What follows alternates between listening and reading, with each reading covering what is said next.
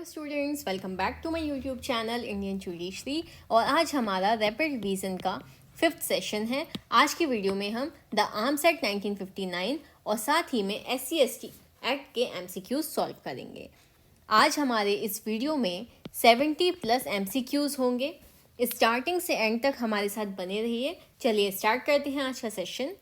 बात करें अगर आर्म्स एक्ट 1959 की, ठीक है, तो ये एक्ट जो है इनेक्ट हुआ था 23 दिसंबर 1959 को। इन्फोर्समेंट डेट है इस एक्ट की 1 अक्टूबर 1962। टोटल चैप्टर हैं यहाँ 6 और टोटल सेक्शंस हैं 46। इतना क्लियर है। चलिए आ जाते हैं फर्स्ट क्वेश्चन पे। Under the arms Act firearms are defined in which section? तो आंसर हो जाएगा ऑप्शन बी, सेक्शन 2E। ठीक है, सेक्शन 2E में डिफाइन की गई है फायर आर्म्स की डेफिनेशन। नेक्स्ट क्वेश्चन देखेंगे। Under section 2C of the arms act arm means, ठीक है, आर्म का क्या मतलब है? ऑप्शंस देख लेंगे। यूजफुल आर्टिकल फॉर ऑफेंस और डिफेंस सच एज लाठी और स्टिक, ठीक है, तो ये इंक्लूड नहीं करता arms. Firearms, sharp edges and all deadly weapon and their parts, ये इंक्लूड करता है। और machinery for manufacturing firearms भी इंक्लूड करता है। ठीक है, तो आंसर क्या हो जाएगा आपका? Option D, B and C above. Next question देखेंगे। What is not included in the definition of ammunition under the arms Act? ठीक है, आर्म्स एक्ट के अंतर्गत एम्यूनिशन की डेफिनेशन में क्या इंक्लूड नहीं होता? तो answer is option D, firearms. Next question देखेंगे। How many firearms can a person have in is possession at any time? इस एक्ट के अंतर्गत कोई व्यक्ति कितने फायर आर्म्स ले सकता है, अपने पोजीशन में रख सकता है एक समय पर? तो आंसर हो जाएगा इसका ऑप्शन बी, 2 फायर आर्म्स। ठीक है, ये हमारा 2019 के अमेंडमेंट से आया है। ठीक है, पहले 3 आर्म्स रख सकते थे साथ में एक बार में, और अब आ गए हैं यहाँ पर ओनली 2 आर्म्स रख सकते हैं। नेक्स्ट क्वेश्चन देखेंगे। The arms Act 1959 defines ammunition as, answer is option D, all of the above. ठीक है, shells and missiles, rockets, grenades, friction and fire tubes. ठीक है, नेक्स्ट क्वेश्चन पे आ जाइए। Which one of the following is not an ammunition? ठीक है, इनमें से कौन सा एम्यूनिशन नहीं है? तो answer is option C, firearms. Next question देखेंगे। Mark the wrong statement. ठीक है, कौन सा स्टेटमेंट गलत है? There is no provision of appeal against the order of the licensing authority, ये स्टेटमेंट गलत है। ठीक है, अपील के प्रोविजन दिए गए हैं। अपील में भी filed against the order of the licensing authority, सही। Appeal against the order of the licensing authority can be filed within the time limit prescribed under limitation act, ये भी सही है।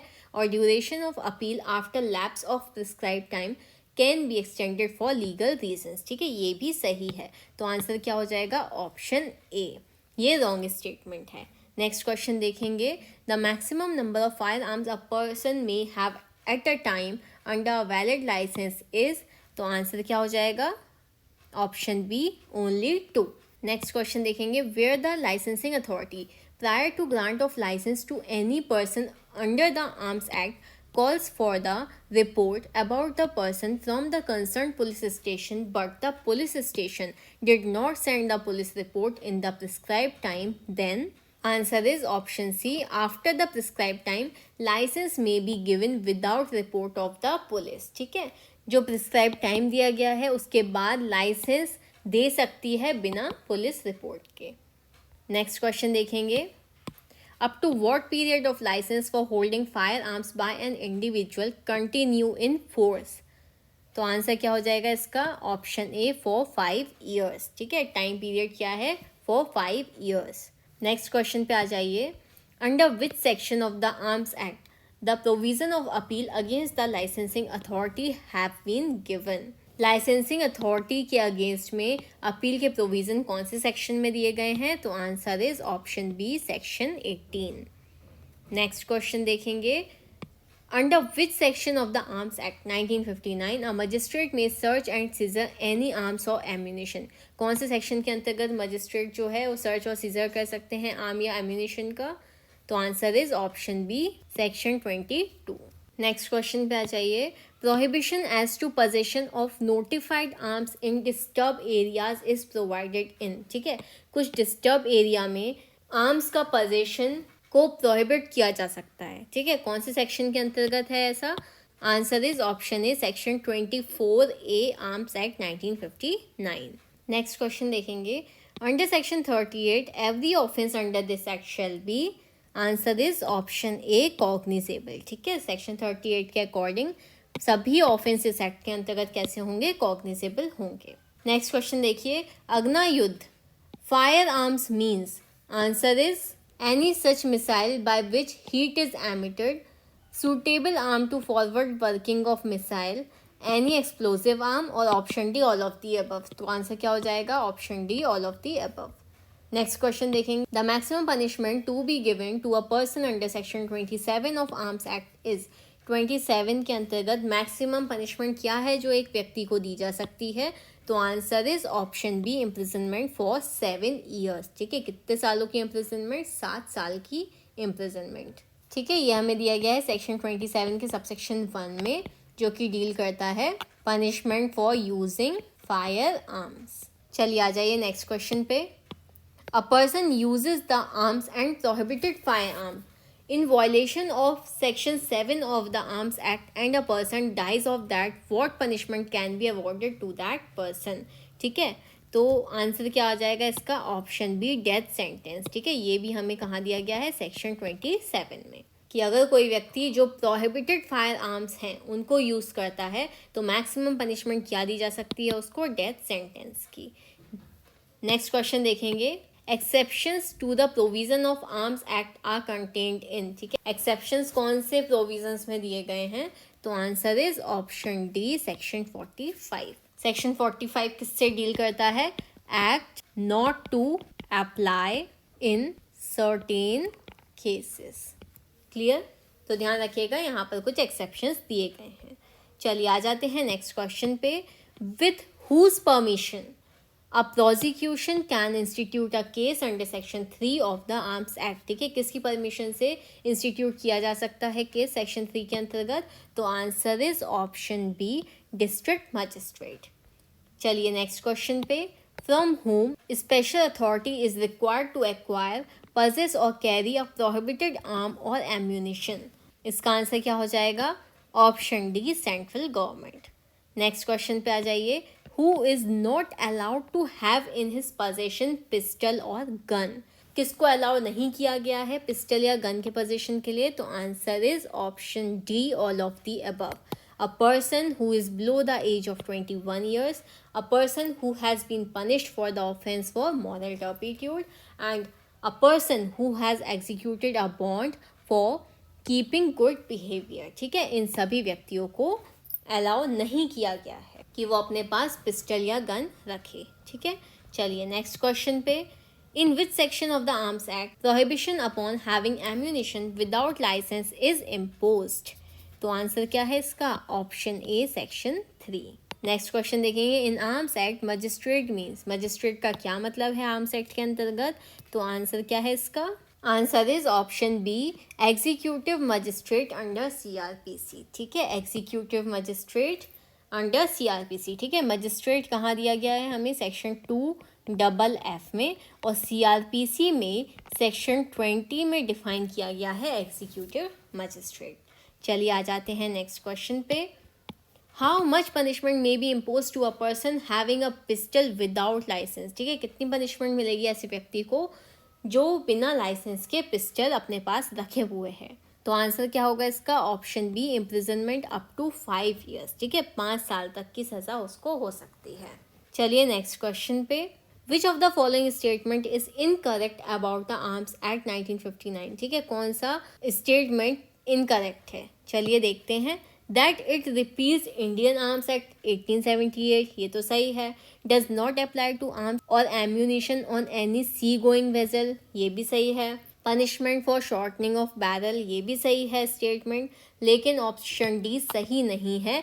Every offence under this act is non cognizable, ठीक है। अभी मैंने आपको पहले बताया कि हमें सेक्शन 38 में दे रखा है कि जितने भी ऑफेंस होंगे इस एक्ट के अंतर्गत वो सभी ऑफेंसेस कॉग्निजेबल होंगे, क्लियर है।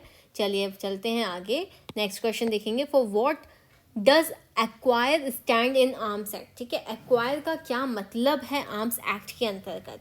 तो तो आंसर क्या है इसका? Option D, both A and B are correct, ठीक है। To hire and to borrow and to acquire as gift, तो आंसर कौन सा सही हो जाएगा? Option D. चलिए नेक्स्ट क्वेश्चन पे, permission for storage of fire arm is granted by, answer is option B, central government. Next question देखेंगे, who can suspend और revoke the licences issued under the arms Act, ठीक है। कौन suspend कर सकता है या रिवोक कर सकता है लाइसेंस को? तो आंसर क्या है? Option C, licensing authority. Next question देखेंगे, within how many days a person having more than 3 firearm prior to 1983 amendment act has to surrender them. ऐसा कोई व्यक्ति जो 1983 के अमेंडमेंट के पहले 3 फायर आर्म से ज़्यादा फायर आर्म्स अपने पोजेशन में रखे हुआ था, तो उसको कितने दिनों के अंदर सरेंडर करना था उस रिमेनिंग फायर आर्म्स को? तो आंसर क्या है इसका? ऑप्शन बी, 90 डेज, ठीक है। और अभी मैं आपको पहले ही बता चुकी हूँ कि 2019 के अमेंडमेंट से 3 फायर आर्म्स से सब्सटीट्यूट कर दिया गया है 2 फायर आर्म्स, ठीक है। एक बार में कोई व्यक्ति 2 ही फायर आर्म्स रख सकता है। चलिए देखते हैं लास्ट क्वेश्चन इस एक्ट का। हाउ मैनी अग्नायुध कैन बी एक्वायर्ड और possessed और carried by any person at any time, ठीक है। Answer is option D, not more than 2। 2 से ज़्यादा कोई व्यक्ति एक समय पे कोई अग्नायुध यानी कि फायर आर्म को कैरी नहीं कर सकता। और अब आप हमें कमेंट सेक्शन में बताएंगे कि ट्रांसफ़र की डेफिनेशन इस एक्ट में कहाँ दी गई है। चलिए चलते हैं नेक्स्ट एक्ट पे, schedule caste and schedule tribes prevention of atrocities act 1989, ठीक है। SC/ST एक्ट के अब क्वेश्चन आंसर करेंगे हम। तो इस एक्ट को प्रेसिडेंशियल असेंट मिली 11 सितंबर 1989 को, ठीक है। इन्फोर्समेंट डेट की अगर बात करें तो ये एक्ट इन्फोर्स हुआ 30 जनवरी 1990 को, क्लियर। टोटल चैप्टर है यहाँ पर 5, टोटल सेक्शंस हैं 23 एंड एक शेड्यूल हमें यहाँ पर दिया हुआ है इस एक्ट में। चलिए स्टार्ट करते हैं इस एक्ट के questions. First question, under which section the schedule caste and schedule tribes prevention of atrocities act 1989 atrocities punishable, ठीक है। एट्रोसिटी कौन से सेक्शन में पनिशेबल है? तो आंसर होगा इसका ऑप्शन ए, सेक्शन 3 सबसेक्शन 1 में। नेक्स्ट क्वेश्चन देखेंगे, A ordered his servant who is a member of schedule caste indicating his caste, there is no evidence that A humiliated the servant intentionally. In this case whether the scheduled caste and scheduled tribes prevention of atrocities act 1989 apply, तो क्या यहाँ पर apply होगा इस case में ये act? तो answer क्या होगा इसका? Yes, option A is the correct answer. Next question देखेंगे, A a member of scheduled tribes prevent B a member of scheduled caste from exercising customary right of a public place and obstructs him to have access to that place, under which section of Scheduled Caste and Scheduled Tribes Prevention of Atrocities Act 1989 A is guilty। तो अगर कोई scheduled tribe का member किसी scheduled caste के member को उसके customary right को exercise करने से रोकता है, ठीक है, तो वो पर्सन कौन से सेक्शन में गिल्टी होगा? तो यहाँ पर आंसर क्या हो जाएगा? Option D, none of these, ठीक है। किसी भी सेक्शन में वो व्यक्ति गिल्टी नहीं होगा। चलिए आ जाते हैं नेक्स्ट क्वेश्चन पे। A a public servant not belonging to scheduled caste और scheduled tribes willfully neglects his duties under SC/ST Act 1989, he shall be punishable। Public servant जो कि SC और ST कम्युनिटी का मेंबर नहीं है, वो जानबूझकर इस एक्ट के अंतर्गत अपनी ड्यूटीज़ परफॉर्म नहीं करता है, तो उसकी पनिशमेंट क्या हो जाएगी? तो answer is option C, both A and B, ठीक है। With imprisonment not less than 6 months and with imprisonment which may extend to 1 year, ठीक है। 6 महीने से 1 साल तक की उसको सज़ा हो सकती है। चलिए आ जाते हैं नेक्स्ट क्वेश्चन पे। Who constitutes the special court under SC/ST act? कौन कॉन्स्टिट्यूट करेगा स्पेशल कोर्ट को? तो आंसर क्या है? Option C, state government with the concurrence of the chief justice of the high court of the concern state, ठीक है। कौन करेगा गठन? स्टेट गवर्नमेंट करेगी हाई कोर्ट के चीफ जस्टिस के कंसर्न से। नेक्स्ट क्वेश्चन देखेंगे, any person contravening an order of the special court made under section 10 shall be punishable with, ऐसा कोई व्यक्ति जो सेक्शन 10 के अंतर्गत स्पेशल कोर्ट के दिए गए आदेश का उल्लंघन करेगा तो पनिशमेंट क्या होगी उसकी, imprisonment for a term which may extend to 1 year and with fine. चलिए नेक्स्ट क्वेश्चन पे, a person against whom an order under section 10 of SC/ST Act is passed if makes resistance in taking of his measurement or photo under which section he is deemed to be an offender, तो answer क्या होगा इसका, option B section 12 of the same act. Next question देखेंगे, under the SC/ST act the courts specified as special court are, तो answer is option A court of session. Next question देखिए, under which section of SC/ST act 1989 anticipatory bail is prohibited, कौन से section में anticipatory bail यानी कि अग्रिम जमानत को प्रोहिबिट किया गया है, तो आंसर क्या है इसका, option B section 18। Next question देखेंगे, investigating officer is sent report to superintendent of police, किसको भेजेगा रिपोर्ट, सुपरिंटेंडेंट ऑफ पुलिस को। नेक्स्ट क्वेश्चन देखेंगे, atrocities declared as punishable are mentioned in which of the following section of the said act, कौन से section में atrocities के offence को punishable declare किया गया है, तो answer is option B section 3। Next question देखेंगे, what punishment may be imposed upon a person who gives fabricated false evidence intending thereby to cause any member scheduled tribe to be convicted of an offense, तो punishment क्या होगी, option B imprisonment up to 5 years and fine. चलिए चलते हैं next question पे, A a person of schedule caste attack on B a woman of schedule tribe with the intention of her molestation under which one of the following section of SC/ST Act 1989 A has committed an offense, तो answer क्या होगा इसका, option D none of these, इनमें से किसी भी section में इस ऑफेंस के बारे में नहीं बताया गया है। नेक्स्ट क्वेश्चन देखेंगे, an investigating officer appointed to investigate an offence committed under the SC/ST Act shall submit his investigation report within, कितने दिनों में सबमिट करनी होगी रिपोर्ट, तो answer is option B within 60 days। Next question देखेंगे, what is the maximum penalty which can be awarded under the SC/ST Act, maximum penalty कितनी है SC/ST act के अंतर्गत, तो आंसर है option C death penalty. Next question देखेंगे, under section 23 of SC/ST act who is authorised to make rules for execution of the provision of the same act, कौन rules बनाएगा section 23 के अंतर्गत, तो answer is option B central government. Next question देखेंगे, can an adult person guilty of atrocities against a member of SC/ST to be release on probation, तो answer क्या हो जाएगा इसका, option B can not be released. Next question देखेंगे, rights of victim and witnesses are given under which chapter, कौन से chapter में rights दिए गए हैं विक्टिम के और विटनेसेस के, तो answer is option C under chapter 4A, और कौन से सेक्शन में दिए गए हैं, तो सेक्शन 15A में। नेक्स्ट क्वेश्चन देखेंगे, who does constitute the special court under the SC/ST act, कौन कॉन्स्टिट्यूट करेगा स्पेशल कोर्ट्स को, तो answer is option C state government with concurrence of the chief justice of high court. I think question repeat हो गया, चलिए कोई बात नहीं। नेक्स्ट क्वेश्चन देखेंगे, under which section has provision been made for special public prosecutor under SC/ST act, कौन से section में स्पेशल पब्लिक प्रोसिक्यूटर से रिलेटेड प्रोविजन दिए गए हैं, answer is option C under section 14। Next question देखेंगे, can a person belonging to schedule caste be convicted for coming any of offences enumerated in section 3 of SC/ST Act if victim thereof happens to be a member of scheduled tribes, तो answer is option A no, कोई भी व्यक्ति जो schedule caste से belong करता है वो ऐसे किसी भी ऑफेंसेस के अंतर्गत कन्वर्ट नहीं किया जाएगा जो सेक्शन 3 के अंतर्गत दिए गए हैं, यदि जो विक्टिम है वो शेड्यूल ट्राइब का मेंबर है तो, ठीक है।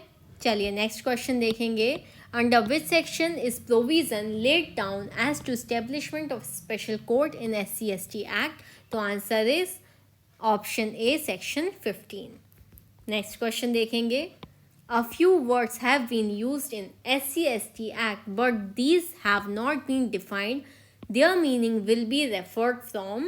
तो answer is option B, Indian penal code. कुछ शब्द जो SC/ST एक्ट के अंतर्गत डिफाइन नहीं किए गए हैं तो उनका क्या मतलब निकाला जाएगा, वही मतलब निकाला जाएगा जो IPC में दिया गया है. ठीक है, तो option B is the right answer. Next question देखेंगे. Which of the following act constitute atrocity as defined in section 3 subsection 1 of SC/ST Act? Answer is option D, all of the above. Forcing to drink or eat any inedible or obnoxious substances, intentionally insulting or intimidating with intent to humiliate in any place with public view, and forcing or intimidating not to vote or to vote for a particular candidate or vote in a manner other than provided by law. ठीक है, तीनों he acts जो हैं वो section 3 के subsection 1 में define किए गए हैं. नेक्स्ट क्वेश्चन देखेंगे. Who does constitute the special court under SC/ST act? कौन कॉन्स्टिट्यूट करेगा? तो answer is option C, by state government with the consultation of the chief justice of high court. Next question देखेंगे. The SC/ST Act is related to which article of the Constitution? Constitution के कौन से article से related है SC/ST Act? तो answer is option A, article 17. Next question देखेंगे. Provisions of the section 438 of CRPC are not to apply to persons committing an offence under the SC/ST Act as per the. Answer is option B, section 18. Next question देखेंगे. The establishment of a session court as a special court to try offences under the SC/ST act 1989 requires concurrence of. तो answer क्या हो जाएगा इसका? Option B, chief justice of the concerned high court. ठीक है, next question देखेंगे. An appeal to high court against the judgment of special court established under the SC/ST act 1989 should be preferred. तो answer is option A, with in a period of 90 days. ठीक है, जो भी appeal होगी वो कितने दिनों में की जाएगी? 90 दिन में की जाएगी. नेक्स्ट क्वेश्चन देखेंगे. In the prosecution for an offence of intentionally insulting the member of schedule cast at a marriage function, it is proved that the victim is the neighbor of accused and they had good relations for past 10 years, then what shall be court presume? क्या court presume करेगा ऐसे में? तो answer is option B, that accused was aware of victim's caste. Clear, चलते हैं आगे. Next question देखेंगे. For the execution of the provision of SC/ST act through the notification of the official gazette under section 23 of the act, rules can be made by. तो answer is option A, central government. Next question देखेंगे. For offences punishable under SC/ST Act, the special court take cognizance. Answer is option B, without committal. Next question देखिए. Which of the following acts constitute atrocity as defined in section 3 subsection 1 of the SC/ST Act? तो answer is option D, all of the above. ये वाला question भी शायद repeat हो गया है, कोई बात नहीं, रिवीजन हो जाएगा. तीनों ही जो एक्ट्स हैं यहाँ पर वो डिफाइन किए गए हैं सेक्शन 3 के सबसेक्शन 1 में. सेक्शन 3 का सबसेक्शन 1 बहुत ज़्यादा इंपॉर्टेंट है. एग्ज़ाम के पहले एक बार रीड करके जाइएगा, क्योंकि वहाँ पर हो सकता है कि ये जो 3 ऑप्शंस हैं इनकी जगह कोई और ऑप्शंस आ जाएं, तो आपको पता होना चाहिए कि क्या क्या चीज़ें हैं जो वहाँ पर डिफाइन की गई हैं. नेक्स्ट क्वेश्चन देखेंगे. In which of the following section inserted in Act 1989 by SC/ST Amendment Act 2018? 2018 में कौन से सेक्शन को इंसर्ट किया गया है? तो answer is option C, section 18A. Next question देखेंगे. Whether for constituting the offence under section 3 subsection 1 clause X SC/ST act. तो सेक्शन 3 के सबसेक्शन 1 के क्लॉज एक्स के अकॉर्डिंग क्या नेसेसरी है? तो answer is option A, presence of victim on the spot is necessary. Next question देखिए. Whoever commits any offence under IPC punishable for a term of 10 years or more against a person or property on the ground that such person is a member of SC/ST community or such property belonging to such member, he shall be punishable with. तो क्या punishment होगी उसकी? तो answer is option C, imprisonment for life and fine. Next question देखेंगे. A, a member of schedule caste being in a position to dominate B, a woman belonging to a scheduled tribe, uses that position to have sexual relations with B with her consent. A has committed which offense under SC/ST Act? तो answer is option D, no offence. ठीक है, उसने कोई भी offence नहीं किया है इस एक्ट के अंतर्गत. नेक्स्ट क्वेश्चन देखेंगे. In which case the supreme court held that SC/ST Act 1989 shall not be applied to humiliate a woman of SC/ST Act in her house.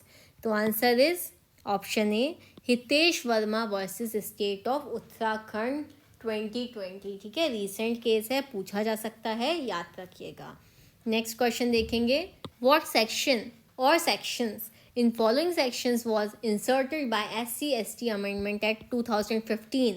तो answer is option D, A and B both. ठीक है, section 14A और section 15A जोड़ा गया है 2015 के amendment से. ठीक है, और सेक्शन 18A जोड़ा गया है 2018 के अमेंडमेंट से. क्लियर है? चलिए चलते हैं नेक्स्ट क्वेश्चन की तरफ. In which of the following case section 18A was repealed? कौन से केस में सेक्शन 18A को रिपील किया गया है? तो answer is option B, doctor Subhash Kashinath Mahajan versus state of Maharashtra. ये भी याद रखिएगा कि सेक्शन 18A को कौन से केस में रिपील किया गया है. लास्ट क्वेश्चन देखेंगे आज के सेशन का. In which of the following pair are not correctly match? ठीक है, कौन सा पेयर जो है वो करेक्टली मैच नहीं करता? तो देखते हैं. सेक्शन 3 में punishment of offences of atrocity दिया हुआ है. सेक्शन 14A में अपील्स दिए हैं. सेक्शन 15A में right of victim and witnesses दिए हैं. और सेक्शन 16 में स्पेशल कोर्ट नहीं दिया है. सेक्शन 16 में हमें दिया गया है power of central government to impose collective fine. ठीक है, और स्पेशल कोर्ट हमें सेक्शन 14 में दिया है. तो आंसर क्या सही हो जाएगा इस क्वेश्चन के अकॉर्डिंग? Option D. और यहाँ पर मैं एक चीज़ और आपको बता दूँ कि सेक्शन 3 के सब सेक्शन 1 में जितने भी एक्ट्स दिए गए हैं उनमें जो पनिशमेंट दी गई है कि पनिशमेंट होगी इम्प्रिजनमेंट, जो कि 6 महीने से कम की नहीं होगी बल्कि उसे 5 साल तक एक्सटेंड किया जा सकता है, प्लस फाइन भी उसको पे करना होगा. ठीक है, आई होप आप लोगों को ये सेशन अच्छा लगा होगा. साथ ही में आप हमें कमेंट सेक्शन में बताइए कि SC/ST की डेफिनेशन कौन से सेक्शन में डिफाइन की गई है. वीडियो पसंद आई हो तो please do like, share, comment and subscribe our channel. Thank you for watching.